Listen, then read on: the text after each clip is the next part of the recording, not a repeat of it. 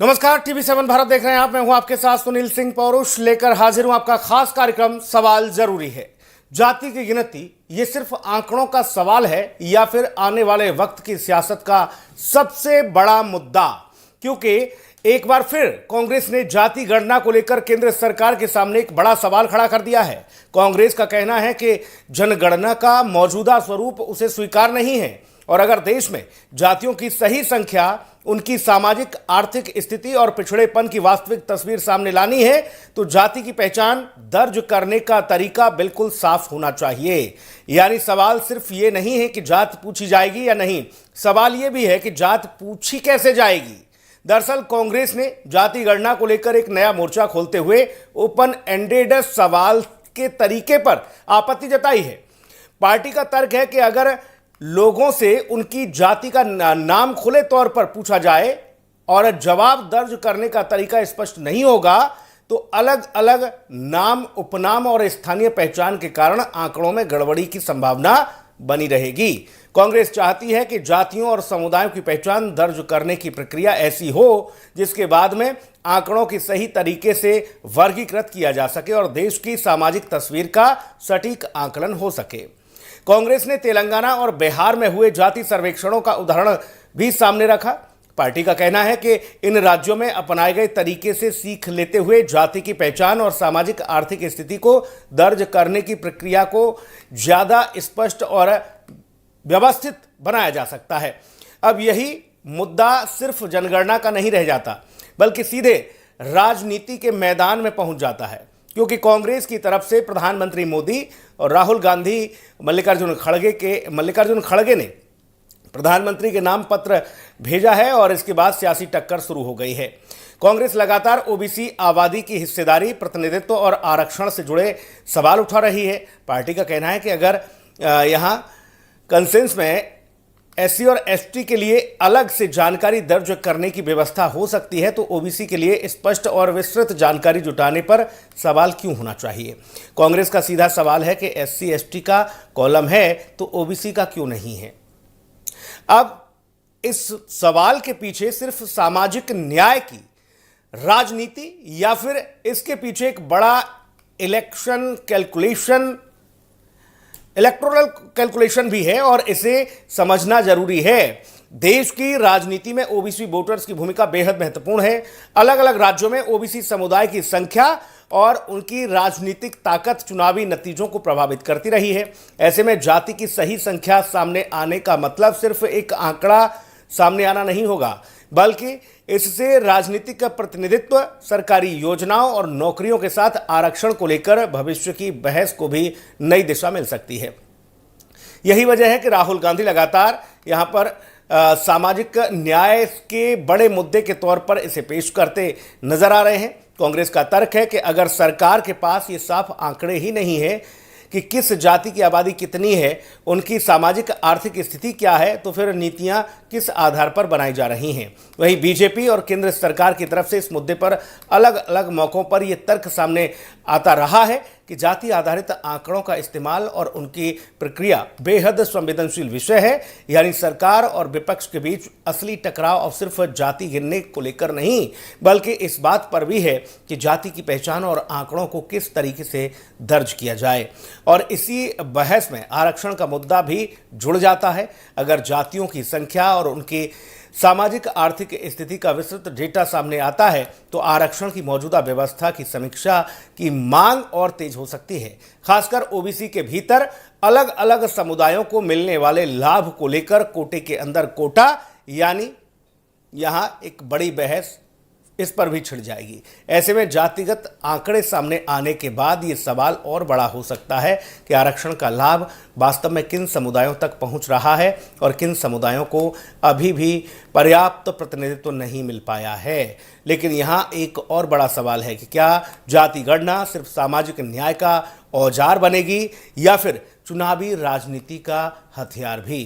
कांग्रेस पर बीजेपी अक्सर आरोप लगाती रही है कि विपक्ष कास्ट पॉलिटिक्स के जरिए वोट बैंक को साधना चाहता है, तो वहीं कांग्रेस का कहना है कि जाति की वास्तविक संख्या और सामाजिक स्थिति जानना किसी भी लोकतांत्रिक सरकार की जिम्मेदारी है। यानी एक तरफ डेटा चाहिए कि मांग है, और दूसरी तरफ डेटा की राजनीति का आरोप है।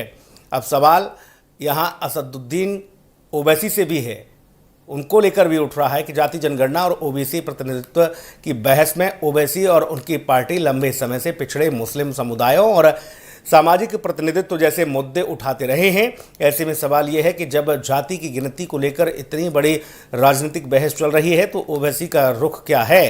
क्या वह इस बहस को किसी दिशा में ले जाएंगे? क्योंकि ओबीसी और मुस्लिम पिछड़े समुदायों की राजनीति का सवाल भी इस पूरे मुद्दे से अलग नहीं है। असल में जाति गणना का असर सिर्फ यहाँ आंकड़ों तक सीमित नहीं रहने वाला।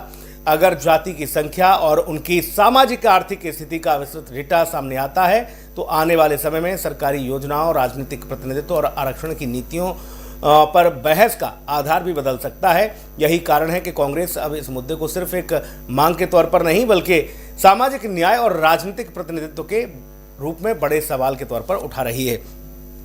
अब सवाल यह है कि क्या कांग्रेस सिर्फ जाति जनगणना जब शुरू हो गई, जब ये पूरा खेल शुरू हो गया है, कार्यक्रम शुरू हो गया है, अब ये नई चीज लेके आई है और ओबीसी की ही चिंता क्यों है? सामाजिक न्याय की अगर बात करते हैं तो सामाजिक न्याय में तो बाकी सब लोग आते हैं, सवर्ण भी आते हैं, मुसलमान भी आते हैं, पारसी भी आते हैं, बौद्ध भी आते हैं, जैन भी आते हैं, सब आते हैं। फिर ओबीसी को ही लेकर ये सब रार क्यों मची है?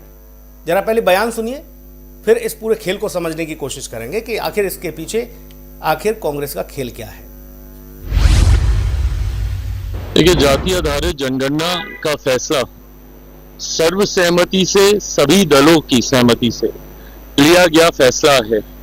बिहार में जब जाति आधारित जनगणना हुई थी उस वक्त भी बीजेपी के ऊपर सवाल उठाए गए थे, बट बीजेपी की राजकीय इकाई ने पूर्णतः इसमें अपना समर्थन दिया था, साथ दिया था। प्रधानमंत्री जी की सोच जाति आधारित जनगणना को लेकर रही है। गृह मंत्री जी ने सदन के पटल पर इसके बारे में कमिटमेंट दिया है कि हम लोग करा रहे हैं। और अब जिस तरीके से जनगणना की शुरुआत हुई है, फॉर्म अगर आप देखेंगे उसमें इन तमाम कैटेगरीज को डाला गया है, इनकॉर्पोरेट किया गया है। अब इसको ऐसे नहीं डाला गया, इसको वैसे नहीं डाला गया। अब हर चीज विपक्ष सोचे कि भाई वर्ड टू वर्ड आपके हिसाब से होगा, नहीं होगा। जाति आधारित जनगणना का होना मैं और मेरी पार्टी इसलिए जरूरी मानती है क्योंकि कई बार कई योजनाएं उस जाति को मुख्य धारा के साथ जोड़ने की सोच के साथ बनाई जाती हैं। ऐसे में सरकारों के पास जातियों के सही आंकड़े होना जरूरी है ताकि राशि का आवंटन उस आधार पे किया जा सके, नीतियों का निर्माण उस आधार पे किया जा सके। कई बार माननीय न्यायालय के द्वारा भी आंकड़े सरकार से मांगे जाते हैं जो कि लंबे समय से अधिकृत आंकड़े भारत सरकार के पास नहीं है। एक लंबे समय के बाद जाति आधारित जनगणना हो रही है। मुझे लगता है हर किसी को इसमें सकारात्मक सोच के साथ अपना योगदान देना चाहिए। हर चीज में कमी ढूंढना विपक्ष का यही एकमात्र काम रह गया, तो ये स्वस्थ लोकतंत्र की परंपरा नहीं है। तो कांग्रेस पार्टी ये मानती है 2027 की जनगणना, जाति जनगणना जिस ढंग से कराया जा रहा है वो जनता पर एक धोखा है, ये खेल है, ये विश्वासघात है और प्रधानमंत्री को तुरंत फौरन इस पर पुनर्विचार करने की जरूरत है। जो बिहार में कराया गया था, आज वही मुख्यमंत्री प्रधानमंत्री के साथ हैं, वही पार्टी जेडीयू एनडीए का एक महत्वपूर्ण अंग है और बिहार में और तेलंगाना में जिस तरीके से कराया गया था वो अपनाए, श्रेय खुद ले, उसमें कोई आपत्ति नहीं है। पर जाति जनगणना जो आप फरवरी 2027 में कराने वाले हैं सभी राज्यों में, उसको सही ढंग से ईमानदारी से कराइए, धोखेबाजी मत करिए। बहुत हो चुका है धोखा और विश्वासघात। किस विषय में कर रहे हैं? ये वन नेशन वन इलेक्शन को बता रहे हैं। कांग्रेस का एक नेगेटिव एजेंडा है। कांग्रेस कभी भी देश के विकास से संबंधित विषयों में और देश के हित में कांग्रेस ने कोई आज तक निर्णय किया नहीं। उनका एजेंडा समाज में नकारात्मकता है, निगेटिविटी है और उस निगेटिविटी का उनका इतिहास है। देश की जनता, प्रदेश की सब जानती है और हमें देश के हित के लिए काम करने के लिए जनता ने चुना है। हमारे पास बहुमत है। हमारे लिए गर्व की बात है कि देश की जनता ने तीसरी बार जनादेश मोदी जी को दिया है और हमारा एजेंडा है, हमारे कमिटमेंट है, हम सरकार उसे हमारी पूरा करें।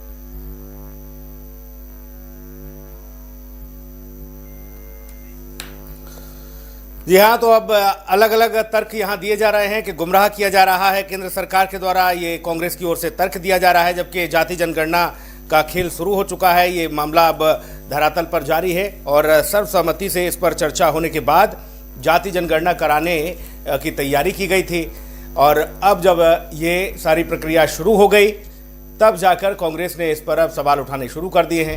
फिलहाल सबसे बड़ा सवाल यही है कि देश में जातियों की सही संख्या आखिर कितनी है, कौन सा समुदाय कितना बड़ा है, किसकी सरकारी नौकरियों और संस्थानों में कितनी हिस्सेदारी है और सबसे अहम कि क्या यहाँ जाति जनगणना में कोटे के अंदर कोटे के जरिए क्या स्थिति स्पष्ट हो पाएगी, क्या इस पेच को और फंसाने की कोशिश की जा रही है, क्योंकि जाति की गिनती सिर्फ जनगणना में एक एंट्री भर नहीं है, ये आंकड़े आने वाले वक्त की सियासत, आरक्षण और सामाजिक न्याय की पूरी तस्वीर बदलने की ताकत रखते हैं। मेहमानों से आपको मिलवा देते हैं। हमारे साथ प्रदीप सिंह जी हैं, भारतीय जनता पार्टी के प्रवक्ता। प्रदीप जी का बहुत स्वागत है। धर्मेंद्र सिंह जी प्रवक्ता हमारे साथ समाजवादी पार्टी मौजूद हैं। धर्मेंद्र भाई आपका बहुत स्वागत है।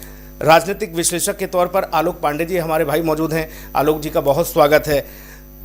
और जैसे मेहमान और बाकी जुड़ेंगे उनसे भी आपको रूबरू करा देंगे। आलोक जी, अब तो जाति जनगणना शुरू हो चुकी है, फिर ये नई चीज आ गई। अब बताया जा रहा है कि ओबीसी की जाति और बताओ, उसकी जाति जाति अलग अलग लिखो। ये क्या खेल है और क्यों ये पेच फंसाने की स्थिति है? जब सब सदन में चर्चा हो गई, सारी चीजें हो गई, पहले सरकार इस बात के लिए तैयार भी हुई कि हम जाति जनगणना कराएंगे, अब जनगणना शुरू हो गई तो नया खेल आ गया। अब सुनील भाई, मेरी भी समझ में नहीं आ रहा है कि कांग्रेस क्या करना चाहते हैं। उनके प्रवक्ता होंगे तो और स्पष्टता बताएंगे, लेकिन अब ये कह रहे हैं कि सब्जी आलू टमाटर की बनेगी, लेकिन आलू कैसे कटेगी वो भी हम ही तय करेंगे, काटने वाला सरकार नहीं तय करेगी। यानी कांग्रेस विपक्ष में रह के भी सत्ता पक्ष का रोल क्यों निभाना चाहती है? अगर आप जाति जनगणना कराना चाहते हैं, जाति जनगणना हो रही है 2011 या इसके पहले भी जितने बार भी जनगणना हुई है उसमें भी कभी कांग्रेस ने 2011 में भी कराई थी जाति जनगणना।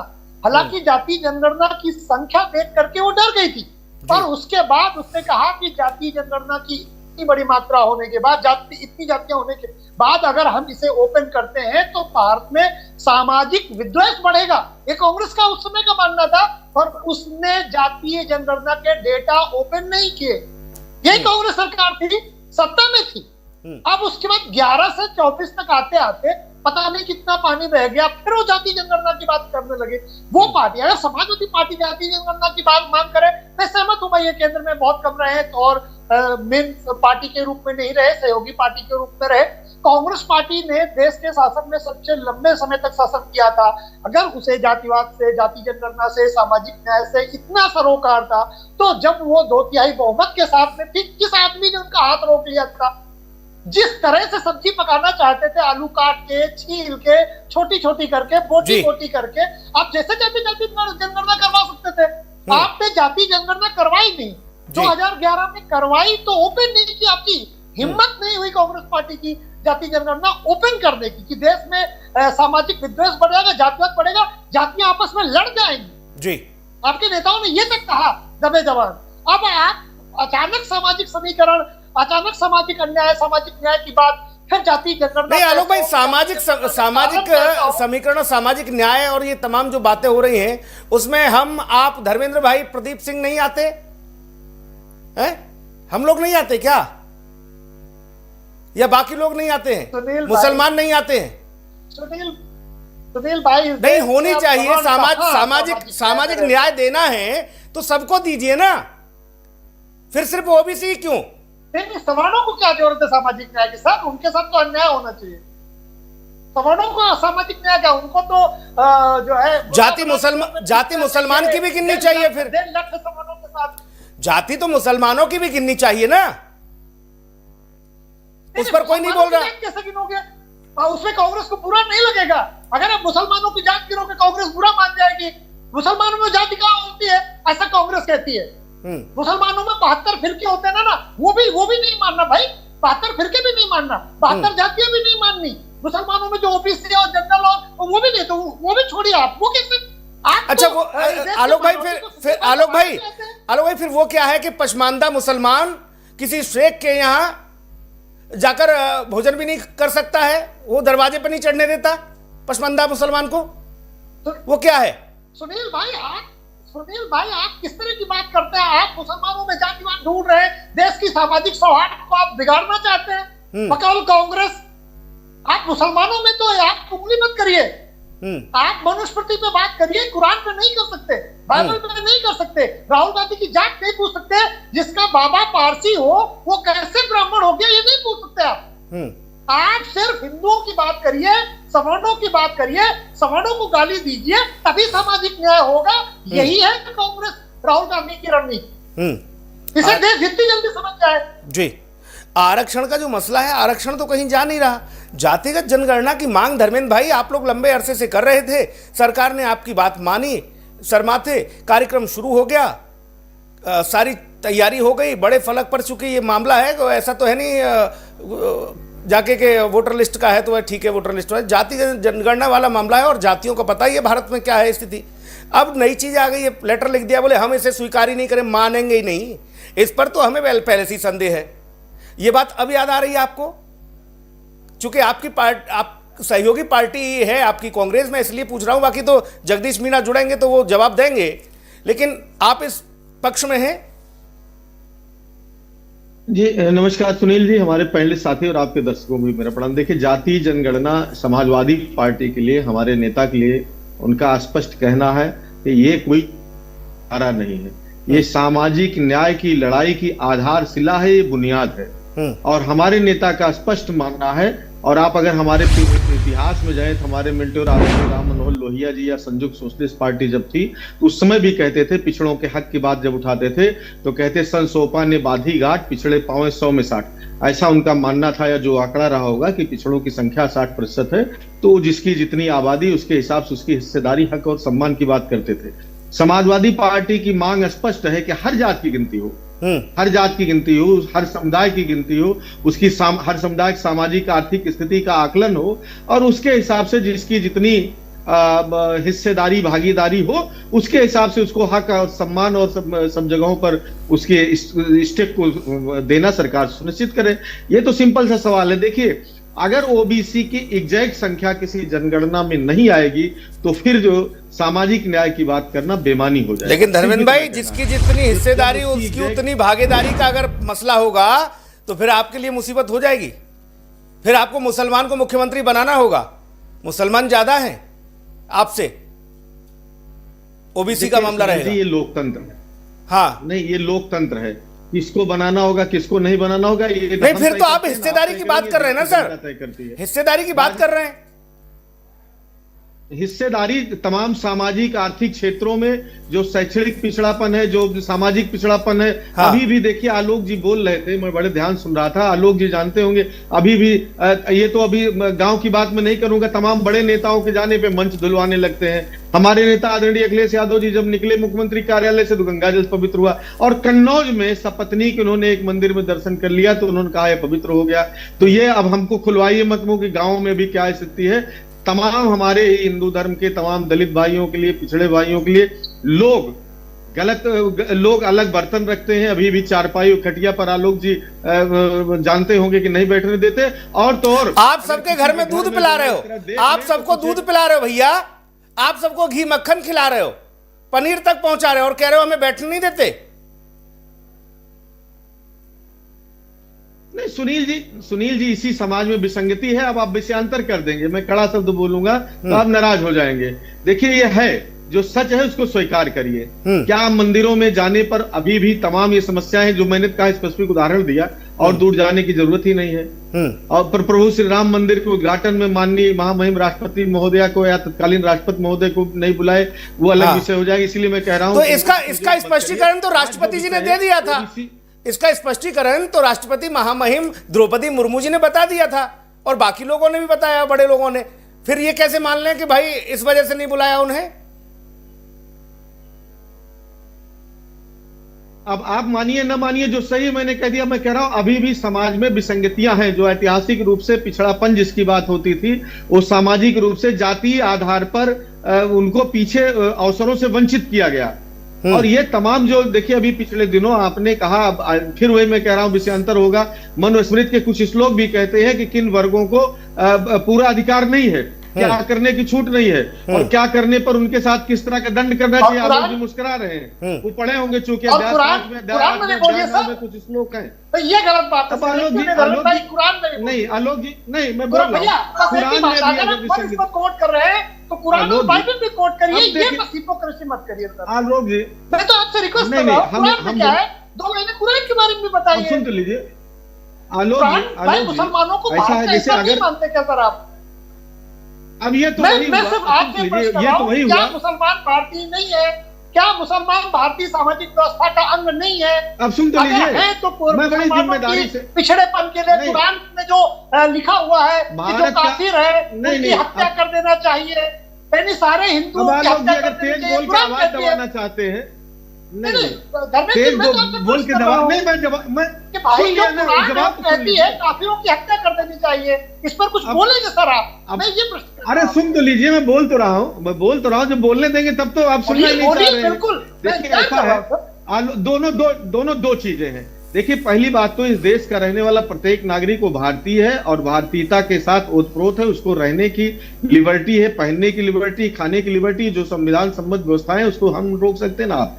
दूसरी बात, अगर आलोक जी जो है रंगे हाथ चोरी करते हुए पकड़े जाए तो ये सवाल नहीं उठता कि प्रदीप भी चोरी किए, पहले उनको पकड़िए तब हमसे सवाल करिए। अगर कुरान में कोई कमी है तो इस्लाम को जानने वाले उनके पीछे समाज को दीजिए। मैं तो एंजॉय कर रहा हूँ कुरान को कोट करने के लिए। मैं रिक्वेस्ट कर रहा हूँ, मैं हिंदू हूँ, मैं सनातन को मानता हूँ, सनातन समाज है वो भारत का अगर अंग है तो उनकी पुस्तक में लिखा है कि आलोक पांडे की गर्दन कटनी चाहिए।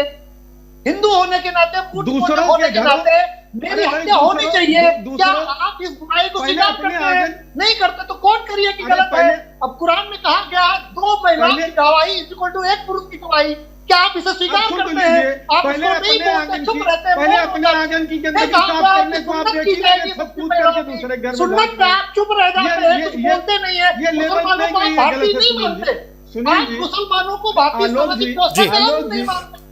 नहीं धर्मेंद्र भाई, एक सेकंड धर्मेंद्र भाई, आलोक जी एक सेकंड, एक सेकंड धर्मेंद्र भाई, एक सेकंड आलोक पांडे जी रुक जाइए।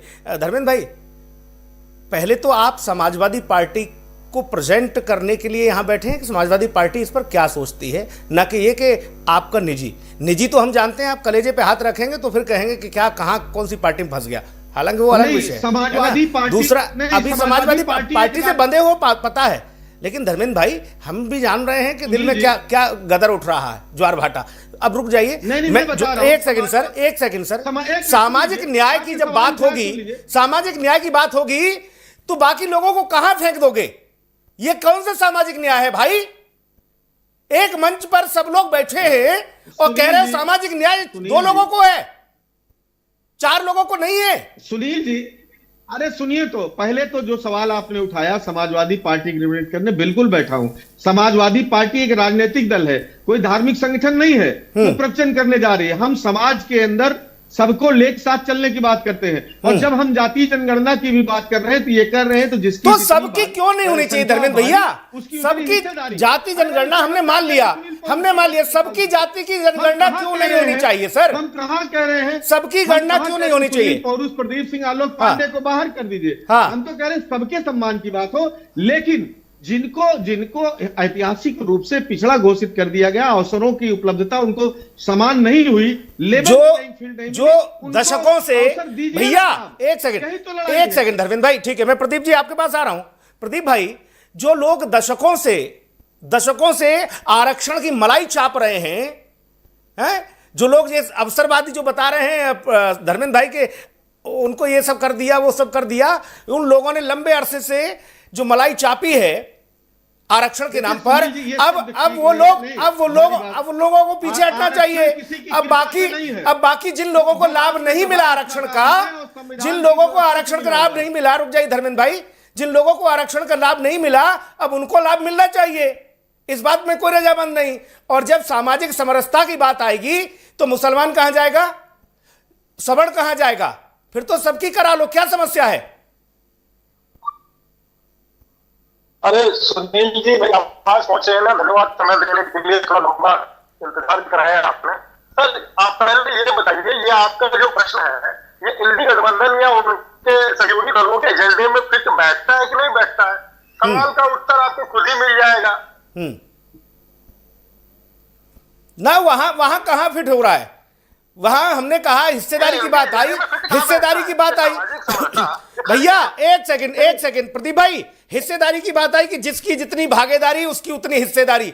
न देश के उस व्यवस्था पर एलओपी रह पाएंगे और न उत्तर प्रदेश में समाजवादी पार्टी के खेमे में अखिलेश यादव जी मुख्यमंत्री बन पाएंगे, नहीं बन पाएंगे। अगर हिस्सेदारी की बात होगी तो वहां मुसलमान को मुख्यमंत्री बनाना होगा सपा को, और वहां कोई दलित क्यों नहीं एलओपी बनेगा? मल्लिकार्जुन खड़गे क्यों नहीं बनेंगे एलओपी? फिर राहुल गांधी कौन है? पारसी हैं। अरे सर, और पारसियों की संख्या कितनी है देश में? अरे दत्तात्रेय ब्राह्मण है, दत्तात्रेय ब्राह्मण है, आप कहीं ऐसा ना हो कि दर्द हो जाए। सर मुझे चिंता है आपकी, आप वो पारसी बोल रहे हैं। अरे भाई हमारा भाई हम किस कैटेगरी में आएंगे? एक सेकंड प्रदीप भाई, हम किस कैटेगरी में आएंगे ये हमारे दादा परदादा तय करेंगे, हमारे पिताजी तय करेंगे या हमारी नानी तय करेगी?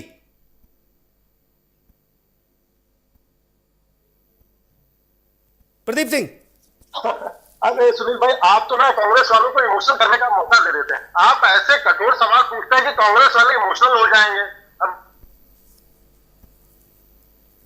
आप बोले पहले भैया, नेटवर्क समस्या है। ये देखिए, ये मोनोपोली आपसे भारतीय जनता पार्टी के साथी की आपत्ति, आप कोई अवसर देते नहीं कि कुछ बोले।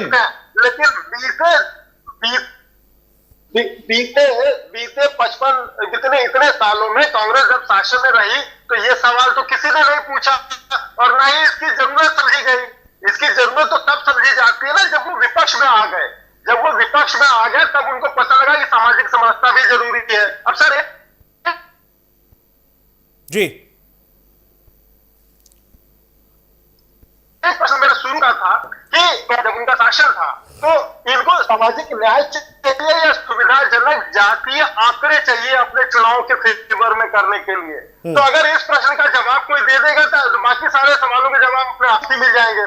2011 में जो इन्होंने आंकड़े जुटाए थे उस समय कुछ नहीं दिखाई दिया। उस समय तो एक टर्म जो आजकल यूज होता है पसंदा मुसलमानों के लिए, वो चलन में ही नहीं था। वो तब सामाजिक समरसता इनको नहीं चाहिए थी। तब तो केवल अपनी सुविधा के अनुरूप आंकड़े चाहिए थे जिसके हिसाब से ये काम कर सके। 2004 से 9 और 9 से 14 की जो चुनाव हुए थे, 2009 वाले चुनाव को आप कभी ध्यान से देखिए सर। कांग्रेस ने जो पश्चिमन उस समय किया था वो किस प्रकार से किया था, इसमें भी नहीं, इसमें एकदम सन्नाटा मार जाते हैं। उसके बाद जब आप इनसे बात कर लीजिए, एनडी गठबंधन में किसी से बात कर लीजिए, तो जितने सारे सवाल आपने इनसे पूछे हैं, मुझे डर लगता है कि कहीं के पत्रकार अगर ये सवाल अखिलेश जी से करते तो ये जाति पूछने लग जाते हैं, ये धमकी देने लग जाते हैं, अच्छा तुम ब्राह्मण हो, अच्छा तुम ये हो वो हो, इस तरह की बातें करने लग जाते हैं। लेकिन जब इन्हीं की दवाई इन पे कोई आजमाता है तो इनकी गिग्गी बच जाती है, इनके सारे फॉर्मूला गायब हो जाते हैं, कांग्रेस गोलपोस्ट करने लगती है। और मैं तो कहता हूं सर, सुनील जी आप देखिए, ये बार ये बात कहूंगा, अभी चुनाव आने वाला है, सबसे थोड़ा सा चर्चा इस पे भी हो जानी चाहिए थी कि क्या अखिलेश जी अपनी फेवरेबल सीटें मांग रही है उसको देंगे चुनाव में अगर गठबंधन करते हैं तो, और वही समझ में आ जाएगा कि सामाजिक समरसता या जातीय जनगणना का लाभ किस प्रकार से कौन लेना चाहता है। जी ठीक। आलोक भाई, कहीं बाहर जाते हो, भूख प्यास लगती है, एक सेकंड, केवल भ्रम की राजनीति। ठीक है प्रदीप जी, कहीं बाहर जाते हो, भूख प्यास लगती है, कहीं ढाबे होटल कहीं रुकते हो, दुकान पर पूछते हो कि तुम्हारी जाति क्या है, तब हम तुम्हारे यहाँ पानी पिएंगे ढाबे पर? नहीं पूछते हो ना। एक वो चलन आया था कि शिवरात्रि पर वो कावड़ के समय आप लोग, चूंकि कुछ छद्म लोग ऐसे थे जो भगवान भोलेनाथ का नाम लेकर मूर्ति लगाकर और ये सब कह रहे शिव ढाबा, और अंदर वहाँ कर रहे थे वही चिकन मटन वाला खेल। तो उस पर आपत्ति जताई थी लोगों ने। लेकिन हम कभी ये तो नहीं पूछते किसी गांव देहात में जाकर हमें प्यास लगी, किसी नल का पानी पीना होगा, कि भाई आप किस जाति के हो तो हम पानी नहीं पिएंगे। हम कहां खड़े हैं इस देश में? क्या यह सत्य नहीं? इस देश में कितने राजा रहे जो पिछड़ी जाति में आजकल जो समायोजित कर दिए गए हैं, ओबीसी में कर दिए गए हैं, वो राजा नहीं थे? वो ठाकुर के कुएं में पानी नहीं पी पा रहे थे? ब्राह्मण उन्हें दर्शन नहीं करने दे रहा था? क्या तमाशा है ये? आलोक भाई, मैं बोलूं सर जी। सुनील जी, भगवान कृष्ण आज की डेट में अगर होते तो ओबीसी होते। अगर भगवान कृष्ण होते तो आज की डेट में ओबीसी होते। तो क्या उनके साथ शोषण हुआ था भगवान कृष्ण के साथ? उस समय तो क्षत्रिय थे, आज की डेट में ओबीसी होते। तो क्या भगवान कृष्ण शोषणकारी थे? भगवान कृष्ण ने भी शोषण किया था, क्योंकि उस समय के वो क्षत्रिय थे। आज के तथाकथित पिछड़े होते, तथाकथित लगा रहा हूं, जो भगवान हो, जो क्षत्रिय हो, वो कैसे पिछड़े हो सकते हैं? चलिए अब पिछड़े की बात करते हैं। जो आज पिछड़े हैं, उसने भारत का सबसे बड़ा एम्पायर बनाया, चंद्रगुप्त मौर्य। उसको राजा बनाने वाला कौन था? एक ब्राह्मण। एक ब्राह्मण ने एक पिछड़े के बच्चे को, जो भैंसे चराता था, गाय चराता था, पिछड़ा भी था और गाय भी चराता था, तब ये भी नहीं था कि पैसे वाला था, अति पिछड़ा, अति गरीब, उसको भारत का सबसे बड़ा एम्पायर मिल गया। किसने बनाया? एक ब्राह्मण ने। उसके बाद कहा जा रहा है कि ब्राह्मणों ने शोषण कर डाला। अब एक नारा आ रहा है, जिसकी संख्या भारी उसकी उतनी भागीदारी, उसकी उतनी संख्या भारी, दुनिया भर का ये नारा। ये नारा डेमोक्रेसी में कैसे सेट होता है? ऑटोक्रेसी में सेट होता है। डेमोक्रेसी कहती है हर एक व्यक्ति, चाहे वो राहुल गांधी की जाति का पारसी ही क्यों ना हो, धर्म का, लेकिन उसके साथ इक्वल जस्टिस, इक्वल अपॉर्चुनिटी होनी चाहिए। अगर डेमोक्रेसी नहीं तो ऑटोक्रेसी घोषित करिए इस देश को। इस देश को लोकतंत्र मत कहिए। अगर इस देश में जातीय आधार पर या धार्मिक आधार पर जो जितने ज्यादा हैं, तो मुसलमानों को कुछ मिलना ही नहीं चाहिए, पारसियों को कुछ नहीं मिलना चाहिए, ईसाइयों को कुछ नहीं मिलना चाहिए। फिर क्यों मिलता है उनको? क्यों विशेष अधिकार दिए गए मुसलमानों को? भारत के संविधान में आर्टिकल नंबर 29-30 क्यों हिंदुओं को कम अधिकार है अपने धर्म को मानने का? मेजोरिटी को कम अधिकार एक्सपेंशन करने का, अपनी कल्चर को आगे बढ़ाने का कम अधिकार है इस देश में। माइनॉरिटी से, हमें माइनॉरिटी से कम अधिकार है हमारे धर्म और संस्कृति को आगे बढ़ाने का, अपने स्कूल कल्चर और धार्मिक सांस्कृतिक स्कूलों को खोलने का कम अधिकार है। हमारी जो मनुस्मृति के हमारे अधिकार थे वो हमसे छीन लिए गए और हिंदू को कोड बिल लाया गया। मुसलमानों से पूछा गया जवाहरलाल नेहरू से, बोले नहीं, उसमें हम नहीं करेंगे, उनमें सहमति जब होगी। मुस्लिम कोड बिल आज तक नहीं आया। इस देश, लोग कहते हैं ये देश संविधान से चलता है, अधूरा बोलते हैं, आधा सच है। ये देश संविधान और शरीयत से चलता है। शरिया भी को भी संविधान में हिस्सा दिया गया। तो इसलिए जो इस तरह की बात आज कर रहे हैं कि बस जिसकी जितनी भागीदारी उसकी हिस्सेदारी, ये नारा बोकस है। डेमोक्रेसी में ऐसे फर्जी नारों का हक नहीं है। हर वो व्यक्ति, चाहे उसकी कितनी भी कम संख्या ना हो, क्यों ना हो, उसके साथ कोई भी भागीदारी का इनजस्टिस आप नहीं कर सकते। अगर रियल डेमोक्रेसी आप मानते हैं, लोकतंत्र का मतलब है प्रत्येक व्यक्ति की सहभागिता शासन में, प्रशासन में। इसलिए नहीं कि आपकी इतनी भागीदारी तो इतने लोग होंगे, और अगर होंगे तो भारत की पार्लियामेंट में पहले लिखा जाए कि प्राइम मिनिस्टर उस जाति का होगा, उस धर्म का, जो जिसकी संख्या इतनी होगी। नहीं, मैं एक अच्छी बात है, विपक्ष मांग कर रहा है ओबीसी को लेकर जो चिट्ठी लिखी गई है, और समाजवादी पार्टी भी उसमें अपना भरपूर सहयोग कर रही है। हम तो इतना चाह रहे हैं धर्मेंद्र भाई से कि धर्मेंद्र भाई सिर्फ ओबीसी ही क्यों, सामाजिक समरसता तो सबके साथ होनी चाहिए ना। चाहे उसमें 10 दिन, 20 दिन, 50 दिन और लग जाए, एक बार हो जाना चाहिए। बार बार ये टंटाई खत्म हो। हाँ सुनील जी, हमने क्या कहा? हमने कहा समाजवादी पार्टी का स्पष्ट मानना है कि हर जात की गिनती हो और हर समुदाय की सामाजिक आर्थिक स्थिति का आकलन हो जनगणना में, और उसके हिसाब से पॉलिसी बने कि किसकी इसकी हिस्सेदारी और समान अवसर की बात हो। भारतीय जनता पार्टी के साथी को जब हम कहते हैं सामाजिक न्याय की बात, जब पीडीए की बात करते हैं, पता नहीं क्यों मिर्ची लग जाती। भाई हम तो अवसर और उसमें समान, हम प्रधानमंत्री पद का रिजर्वेशन कराने के लिए थोड़े लड़ाई लड़ रहे हैं, हम उनको लेवल प्लेइंग फील्ड की बात कर रहे हैं। भाई हमारे पांडे जी बहुत विद्वान। आप मानते हैं धर्मेंद्र भाई, एक सेकंड, फिर अपनी बात कंप्लीट करिएगा धर्मेंद्र भाई, एक सेकंड। आप मानते हैं कि मुसलमानों की भी जाति की जनगणना होनी चाहिए? सुनील जी, ऐसा अगर देखिए संविधान सम्मत व्यवस्था है, अगर कोई भी किसी भी तरह का अगर वहां जातियां हैं तो कराइए, हमें क्या आपत्ति है। हाँ। हम क्या कह रहे हैं, हमारा उद्देश्य यह है कि जैसे दलित जाने जा रहे हैं, कितने लोग हैं, कौन है, पूरी संख्या उसी नहीं तरह है वहां पे OBC की भी हो 72 जाए। फिरके हैं, उनमें OBC भी पे- बिरादरी OBC है, पे जो अभी तमाम- उनमें भी जातियां हैं भैया। धर्मेंद्र भाई, आप तो पूरा प्रदेश घूमते हो, देश आप- घूमते हो। आप लेके आइए ड्राफ्ट, हम उस पर क्या उसका डिबेट रखिए। नहीं, उसका ड्राफ्ट हम लेके आए, तो आइए, उसका ड्राफ्ट हम लेके आए भैया। आप देखिए विषयांतर नहीं, भारतीय सरकार में जो है बताइए, विषयांतर मत करिए। आज ओबीसी की बात हो रही है, संख्या की बात हो रही है, अगर उसमें भी हैं जातियां पिछड़े हैं, शैक्षिक सामाजिक रूप से पिछड़े हैं, तमाम आए तो क्यों नहीं लागू करते, करना चाहिए। उनको भी मुख्य धारा में अधिकार है उनको आने का, वो भी संविधान सम्मत तो सारे अधिकार जो हमें उनको भी है, वो भी देश के नागरिक है।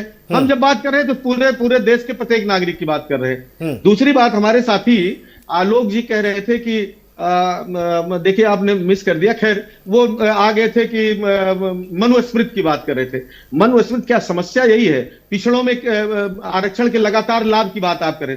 भाई क्रीमी लेयर ऑलरेडी पिछड़ों में लगा हो, ओबीसी में कोई नौकरी करने वाला, एक सम अमाउंट से ज्यादा पाने वाला, वो शाहनी बनाम को 92 का आप वो सुप्रीम कोर्ट का फैसला भी पढ़ लीजिए, उसमें ऐसा नहीं कोई एक ही परिवार लगातार पाया जा रहा है। उसमें अखिलेश यादव, जिसकी जो ये लोग नैरेटिव सेट करते हैं भारतीय जनता पार्टी के कि लालू यादव और अखिलेश यादव परिवार का आरक्षण क्यों जाए, वो लोग बिल्कुल नहीं लाभ पा रहे। उसमें है ऑलरेडी क्रीमी लेयर, एक बार में एक परिवार को लाभ मिल रहा है। उसमें अगर संख्या आगे होगी, जिन लोग मिल गया तो ऑलरेडी बाहर हो जा रहे हैं। हम उसकी बात कहां कह रहे हैं कि उनको आप लाभ देने के लिए भैया अब लेकिन उनको लाभ लेने की जरूरत है, वो दुनिया को लाभ दे दे। दूसरी बात, अब लेट मी कंप्लीट प्लीज। हम ऑलरेडी हमारे बड़े भाई आलोक जी बहुत विद्वान साथी ये कह रहे थे, इसलिए कि मनुस्मृति से हमको हटा दिया गया, उसमें से हमको करने नहीं दिया गया। मनुस्मृति कहता है, अध्याय 8 में कहता है, अध्याय 8 के 281वां श्लोक है, निम्न जन्म का व्यक्ति, अब संस्कृत में नहीं जाऊंगा, सुन लीजिए, निम्न जन्म का व्यक्ति।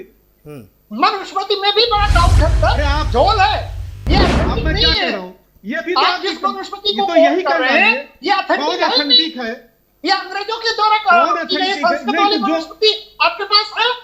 फिर जो अंग्रेजों के अरे समय मेरे के पास पहले आज की बनी मनुस्मृति है इसी अलमारी। वो क्या आपके पास है?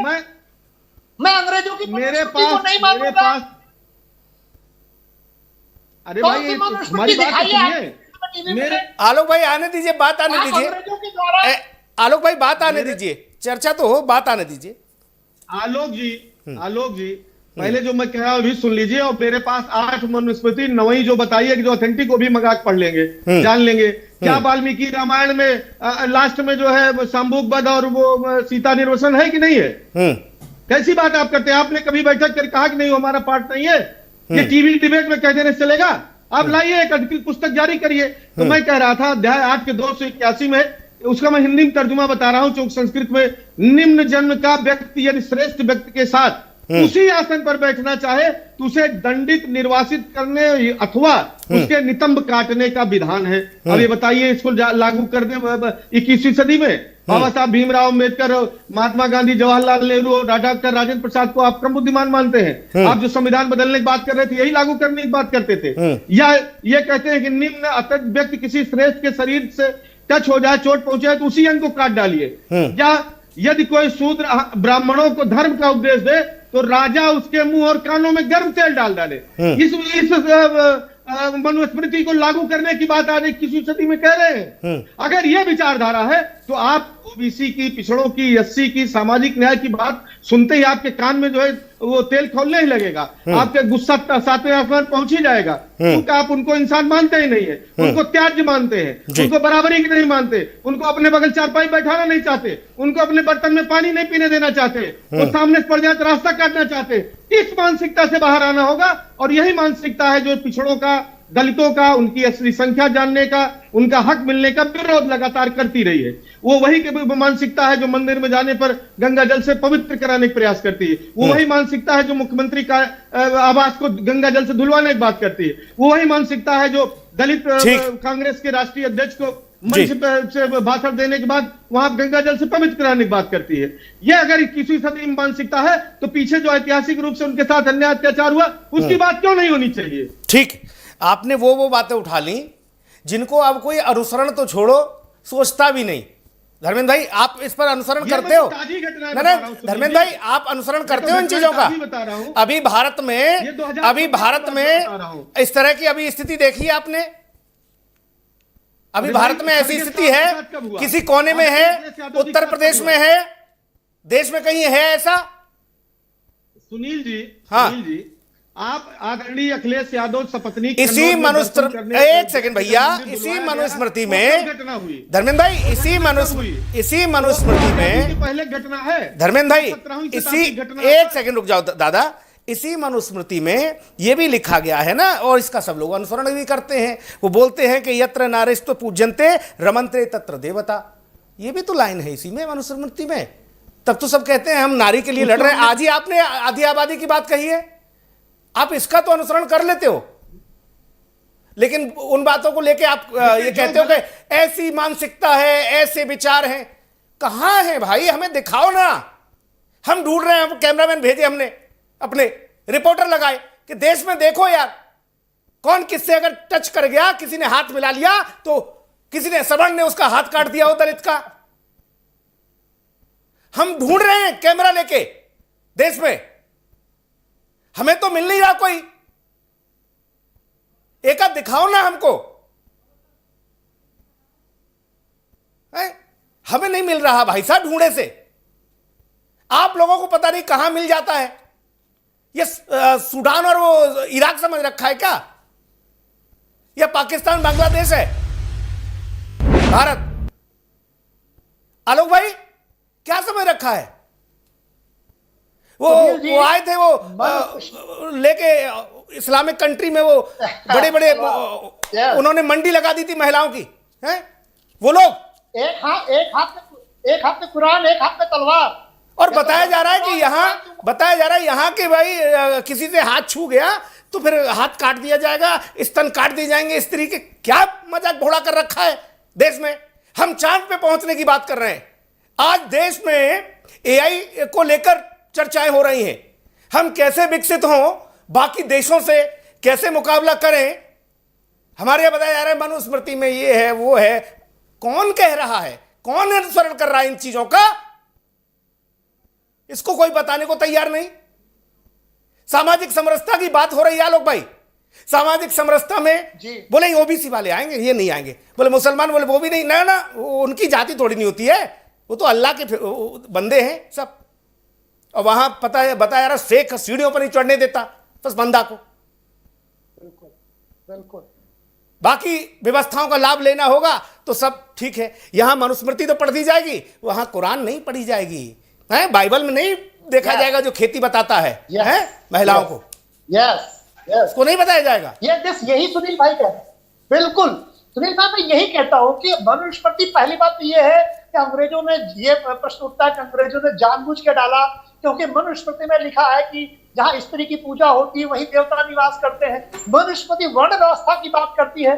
तो जो ये डाला गया है एक ही किताब में, दो चीजें कैसे आ सकती, इतनी उल्टी। उसमें कुरान में कहा गया कि जो मूर्ति पूजक है उसकी हत्या कर देनी चाहिए। इस हिसाब से तो भारत में जो 80% हिंदू है, माफ कीजिए 80 नहीं 79.879%, तो हम जो 79.7 हिंदू हैं उनकी तो हत्या हो जानी चाहिए कुरान के अनुसार, गर्दन काट देनी चाहिए ना। कुरान तो यही कहता है। तो क्या ये कहेंगे कि कुरान ये कहता है कि इस देश के हिंदुओं की हत्या कर दी जाए, गर्दन काट दी जाए, मूर्ति पूजकों की गर्दन काट दी जाए? ये तो कुरान कहता है। जो लोग आज ओबीसी में आलोक भाई मलाई भी चाप रहे हैं ना, हम फिर कह रहे हैं ओबीसी में बैठ के जो मलाई चाप रहे हैं वो कुछ दशक पहले सब क्षत्रिय थे, क्षत्रिय कुल के लोग थे। वो गर्व से लिखते थे राजपूत, हम राजपूत हैं जी। वो टक्कर लेते थे किससे? राजस्थान के राजपूतों से, जिन रानियों ने जौहर किया, वो टक्कर उनसे लेते थे। बिल्कुल। और जब आरक्षण की बात आई, बोले तो सबसे उसमें डालो, हमें SC ST में डाल दो भाई। पिछड़े हैं, हमसे ज्यादा पिछड़ा कौन है? उनकी तो सब कराओ, जनगणना कराओ, जाति की ये सब सारी चीजें कराओ। हमारा तो एक ही सवाल है आलोक भैया, सब आते हैं सामाजिक समरसता में, आलोक पांडे भी आते हैं, सुनील सिंह पौरस भी आते हैं, सब आते हैं, क्यों नहीं करा ली जाए सबकी? मुसलमान भी आते हैं, अयूब खान से लेकर और मोहम्मद शेख तक, सबकी कराओ ना। ये बार बार का लफड़ा क्यों रखना? एक बार कोई चीज हो जाए फिर उसके बाद इस पर लफड़ा खत्म हो, नहीं छोड़ देना है कुछ, ताकि इस पर राजनीतिक रोटी सिकती रहे, चलती रहे अपना मामला। आलोक भाई। जी सुनील भैया, देखो ऐसा है, सबसे अच्छा ये है ना कि हमें मेहनत न करनी पड़े और सत्ता मिल जाए, इसका रास्ता है। ये जो तथाकथित सारी चीजें चल रही है, भारत में पीछे होने की लड़ाई चल रही है कि पीछे कौन है साहब, कौन पीछे है, और बोले हम पीछे नहीं हो रहे तो बोले धक्का मार कुछ लोगों को आगे कर दो तो हम अपने आप पीछे हो जाएंगे। ये लड़ाई कर दी है इस देश के नेताओं ने, इस देश की राजनीति में। कोई आगे आना ही नहीं चाहता, सब पीछे जाना चाहते हैं, सब शोषित बने रहना चाहते हैं, सब पैसे वाले होके भी गरीब रहना चाहते हैं, सबको 100% आरक्षण मिल जाए। B.R. अम्बेडकर ने कब ओबीसी को आरक्षण दिया था संविधान में? B.R. अम्बेडकर की बात करती है समाजवादी पार्टी, ओबीसी के लिए कहा आरक्षण था? आरक्षण था SC/ST के लिए, वो भी 10 साल के लिए। ओबीसी को तो आरक्षण ही नहीं था। जबरदस्ती B.R. अम्बेडकर के संविधान का एक तरह से मैं अगर कहूं कि बलात्कार करके B.R. अम्बेडकर के संविधान को जबरियन अमेंड करके, जबरदस्ती करके आरक्षण डाला गया। B.R. अम्बेडकर ने तो ओबीसी को आरक्षण दिया नहीं था, तो B.R. अम्बेडकर की कसम काहे खाते हो? B.R. अम्बेडकर ने तो कहा था कि भारत का बंटवारा ना हो, बंटवारा हो तो एक भी मुसलमान इस देश में न रहे, एक भी हिंदू पाकिस्तान में न रहे। B.R. अम्बेडकर की वो बात मानी क्या? नहीं मानी आप। तो B.R. अम्बेडकर की बात भी आप सिलेक्टिव होके मानते हैं, आप संविधान को भी सिलेक्टिव होके मानते हैं। इस देश में मुसलमान संविधान पूरा कुरान नहीं मानता, वो सिविल में कुरान मानता है, सरिया, और क्रिमिनल में IPC मानता है। इतना ज्यादा दोहरा बेहतरीन रवैया किसी देश की एक सेकंड मेजोरिटी को जीने का मौका है किसी देश में? ये दुनिया में जो सबसे ज्यादा मौत मार रही कौन? एक तो ये आलोक भाई कि हम ये चाहते हैं, कौन हो आप, खुदा हो, कौन हो, कि हम ये चाहते हैं ये होना चाहिए और ये नहीं हम मानेंगे। कौन हो भाई? ना इलेक्टेड ना सिलेक्टेड, कुछ नहीं हो, 3 में ना 13 में। बिल्कुल सही। ये सारी बातें। और दूसरा, क्या फैला रहे हो देश में आज? मैं फिर कहूंगा, आजादी से के 80 वर्ष बाद भी आप ये फैला रहे हो कि ठाकुर ने कुएं से पानी नहीं पीने दिया, पंडित जी ने दर्शन नहीं करने दिए, डंडा मार के भगा दिया, हाथ काट दिए, किसी ने सीढ़ियां छू ली, तो ये फैला रहे हो आप। अरे भाई, मुगलों ने अत्याचार किए सैकड़ों वर्षों तक, 500 सालों तक, 200-250 साल वो गोरी चमड़ी वाले आके अत्याचार कर गए, जिवे कर गए कितने लोगों को। उनसे सबसे आगे कौन था? और फिर बताया जा रहा है कि ठाकुर कुएं से पानी नहीं पीने दे रहे थे और पंडित जी दर्शन नहीं करने दे रहे थे। हजारों वर्ष का इतिहास, काला अध्याय तो उन राक्षसों का रहा है। ये ठाकुर जी और पंडित जी का क्या मसला है? जब कोई बात आती है उठा के फट से लपेट दो, बोले जी ये सबसे सरल मामला है, इसको अलग करो। आलोक भाई। सुनील भैया, मोहम्मद गौरी ने 1017 AD के पास महमूद गजनवी ने और 12वीं शताब्दी में 1190-91 में दिल्ली पर आक्रमण किया, दिल्ली जीत लिया। 12वीं शताब्दी से लेकर के और 20वीं शताब्दी तक तो भाई ना तो मनुस्मृति से देश चल रहा था, 12वीं शताब्दी से 20वीं शताब्दी में 800 साल तक मनुस्मृति देश नहीं चला, ब्राह्मणी व्यवस्था से देश नहीं चला, या तो तुर्क की व्यवस्था चला, या मुगल की व्यवस्था से चला, या अंग्रेजों की व्यवस्था से चला। 800 साल तक तो ब्राह्मण क्षत्रिय शासन में ही नहीं था। उसके पहले जो ब्राह्मण क्षत्रिय थे उसमें भी वो शासन में नहीं थे। ब्राह्मण क्षत्रियों में भी कितने क्षत्रिय जो आज ओबीसी वो क्षत्रिय थे उस समय। इस समय जो भारत का सबसे महान शासक, ताकतवर शासक माना जाता है अशोक, तो उसके बाबा पिछड़ी जात से थे। तो आप बताइए, पिछड़ी जात का शासक अशोक हो, चंद्रगुप्त मौर्य हो, अच्छा उसके पहले भी मगध एम्पायर, बिंबिसार, उसके पहले आइए जो अजातशत्रु का परिवार, कौन कितने लोग शासक शक्तिशाली थे। मगध एम्पायर में भी आप घनानंद का देखिए, जात के 9 माने जाते हैं। आप BC में जाएंगे तो भी घनानंद के समय में 9 जाति के थे पटना मगध में। फिर मौर्य आ गए, ओबीसी जाति आ गए। आलोक भाई, ये लोग ये क्यों नहीं पढ़ते या ये क्यों नहीं इस बात को समझने की कोशिश करते कि बाबा साहब को जो आप पूजते हो, बाबा साहब का अनुसरण करते हो, उनकी दीक्षा, शिक्षा और बाकी चीज़ों को बढ़ाने और वो सब कराने वाले कौन लोग थे?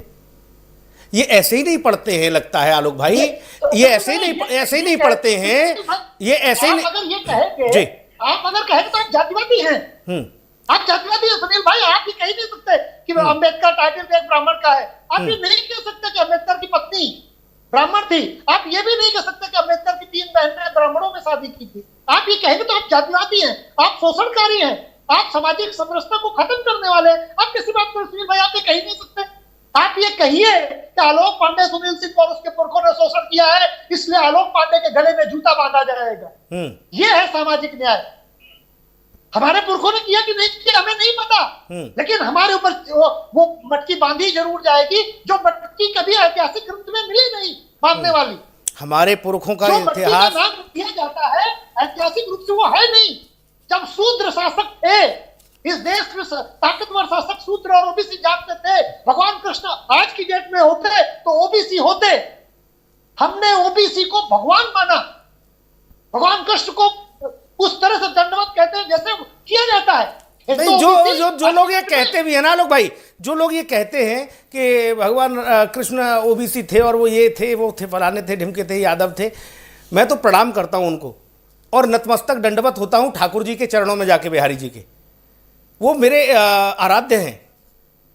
मैं उम्मीद करता हूं कि मेरे जीवन का संपूर्ण हिस्सा उसी आराध्य के चरणों में बीते। ये कौन लोग हैं?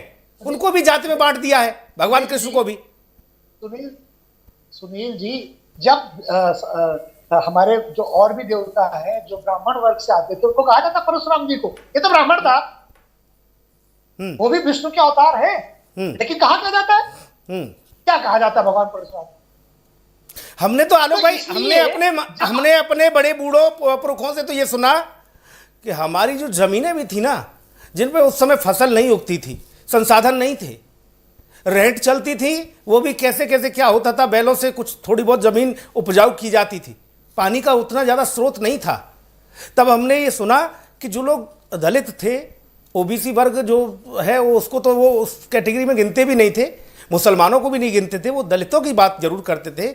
दलित और बाकी उससे भी पिछड़े वाले लोग, उनको उनकी डेरा बस्ती डालने के लिए, उनकी झोपड़पट्टी डालने के लिए अपनी ज़मीनें दे दी कि आप लोग रहिए, यहाँ आपके लिए जगह है।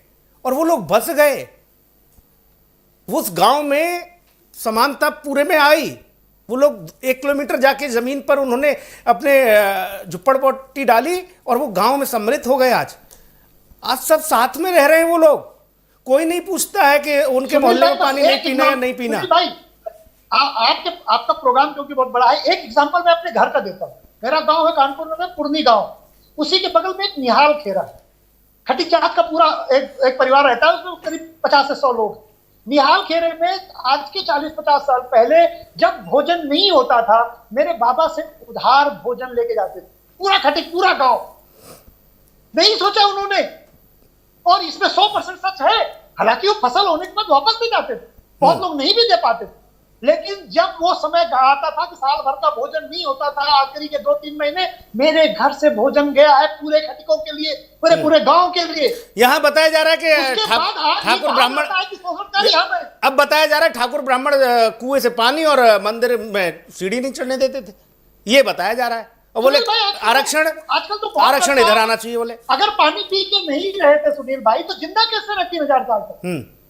ये इतने राजा जो शासन कर गए, लोधी से लेकर, सोहेलदेव से लेकर, मौर्य वंश से लेकर और बाकी सब लोग, चाणक्य को भी लोग कहते हैं कि ठीक है चाणक्य ये सारी चीज़ें थी, उसमें भी ये सारी चीज़ें हैं कि उनको सबसे बड़ा ब्राह्मण माना, वो भी मौर्य वंश का मसला था, उन्होंने वो सारी चीज़ें की।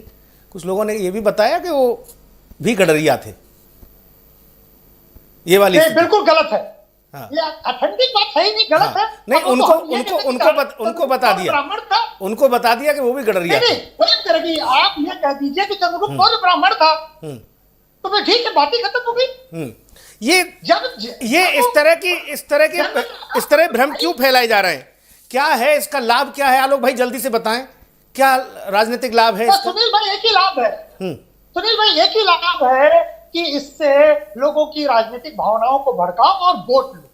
उसके साथ कोई दूसरा और कारण नहीं है केवल और केवल वोट बैंक है जिसमें नफरत की राजनीति करके ज्यादा आसानी से वोट अपनी तरफ लिया जा सकता है। इसके साथ कोई ऐसा कारण नहीं है। और वामपंथियों द्वारा और अंग्रेजों द्वारा जो बनाया गया षड्यंत्र है उसको धीरे धीरे भारतीय समाज विरोध कर रहा है। आने वाले समय में ये चीजें हमको जरूर, अभी अंतिम उबाल है, इसके बाद कांग्रेस ने, आलोक भाई, कांग्रेस ने जो सिक्का उछाला है, क्या सरकार इसे कबूल करेगी? क्योंकि जाति की जनगणना शुरू हो चुकी है। सुनील भाई, कतई नहीं, और करना भी नहीं चाहिए जी। कांग्रेस ने देश का बंटवारा करा चुकी है। ऐसी पार्टी पर मुझे भरोसा नहीं है, वो समाज का विखंडन कराने की तरफ और लेके जा रही है। मैं ऐसी पार्टी पर कतई भरोसा नहीं करता, भारत सरकार को भी नहीं करना चाहिए। मैं एक दो लाइन बोलूंगा और फिर शो को समाप्त करूंगा, लेकिन इतना जरूर कहूंगा, सामाजिक समरसता में मेरे भाई, सामाजिक समरसता में समाज का हर वर्ग आता है, हर हिस्सा आता है। वहाँ व्यक्तियों से मत तोलो समाज को, अलग अलग मत करो, फिर ये समाज समाज नहीं रहेगा। ये आप विखंडन कर रहे हो। जैसे देश को धर्म के आधार पर बांटा गया, आप इस समाज को जाति के आधार पर मत बांटो। आप क्यों बांट रहे हो? समाज में सामाजिक समरसता तो फिर सबके लिए चीज़ें करिए ना। लिखत पढ़त में, कंप्यूटर में सबकी चीज़ें दर्ज होनी चाहिए। फिर बाकी क्यों लोग छूटे? आलोक पांडे क्यों छूटे? मुसलमान क्यों छूटे? उनकी भी जाति की जनगणना करा लो ना, क्या समस्या है? उसमें दिक्कत क्या है? उसमें एक बात और कहूंगा, रिपीटेड है सुनील जी, डेमोक्रेसी का मतलब है हर व्यक्ति का शासन में भागीदार। प्रेजुडिस होना ही नहीं है। हर व्यक्ति की अपनी एक इंपॉर्टेंस है।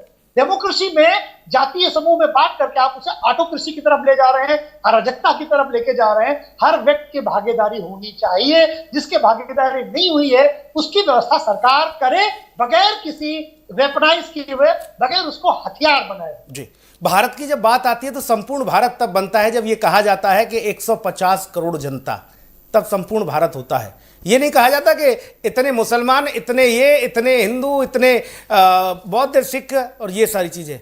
और इस बात का तो जोखिम विपक्ष बिल्कुल भी न ले कि जिसकी जितनी भागीदारी उसकी उतनी हिस्सेदारी। ये नारा चलाओगे तो संकट में पड़ जाओगे। मैं फिर कहूँगा, यादव जी का मामला पीछे रह जाएगा। फिर मगर मुसलमानों को उसमें नहीं रखोगे कैटेगरी में, तो मुसलमानों की संख्या 22 से 23% है। आपको देना पड़ेगा जबरिया, क्योंकि उनकी हिस्सेदारी ज़्यादा हो जाएगी। और फिर LOP राहुल गांधी भी नहीं रह पाएंगे, क्योंकि वो पारसी हैं, वो पारसी हैं। और पारसियों की संख्या 0.005% से लेकर 0.006% है। तो कहाँ, कौन सी हिस्सेदारी में भाई? आप कौन सी हिस्सेदारी में हो? फिर आप LOP भी नहीं रह पाओगे। अब देखना होगा विपक्ष आगे और क्या इस पर नई लकीर खींचता है, क्या नई राय लेता है। बहुत शुक्रिया आलोक भाई जुड़े, धर्मेंद्र भाई आप भी जुड़े, प्रदीप जी आप जुड़े, बहुत शुक्रिया। नमस्कार, धन्यवाद।